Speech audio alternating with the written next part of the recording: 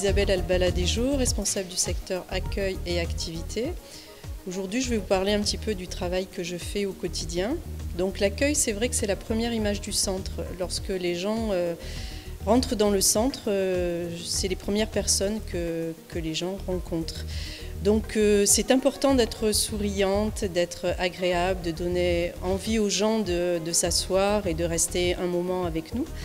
Donc on est là pour orienter les personnes, les informer, leur parler de tout ce que peut proposer le centre, mais aussi pour les écouter. Et en termes d'écoute, il y a effectivement ce qu'on appelle l'écoute active, qui est une manière un petit peu d'analyser ce que nous dit la personne. C'est-à-dire que parfois il y a des gens qui rentrent pour demander si on fait du yoga, et puis finalement on s'aperçoit que la personne a besoin est en manque de lien social, elle vient chercher autre chose dans le centre, et ça fait partie de notre travail, d'essayer de voir au-delà de ce qui peut être dit.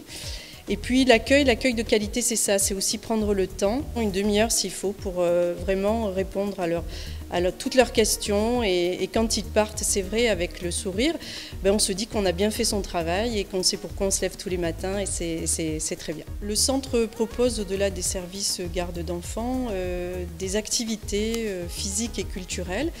Nous pensons que c'est important d'avoir ce panel d'activités parce qu'on sait que l'activité est vecteur de lien social et qu'au-delà du bien-être physique ou psychique, ça permet aux personnes de faire des rencontres et aussi de sortir de l'isolement.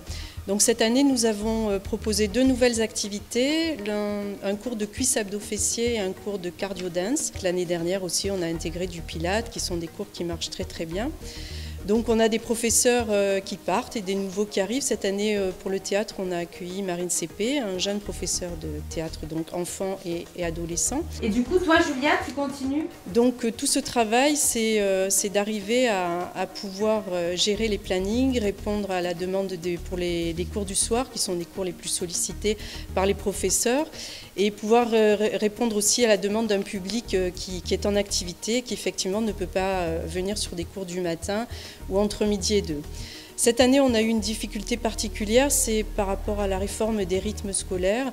On a dû recaser nos activités du mercredi matin sur des créneaux du soir ou en tout début d'après-midi, et ça a été assez compliqué et ça a eu parfois des conséquences très négatives. Par exemple, on a eu un cours d'éveil à la danse contemporaine qui avait lieu avant le mercredi après-midi. Cette année, il est passé au mardi à 16h30, et c'est vrai que c'est un créneau où on n'a eu vraiment aucune inscription et qu'on a été obligé d'arrêter.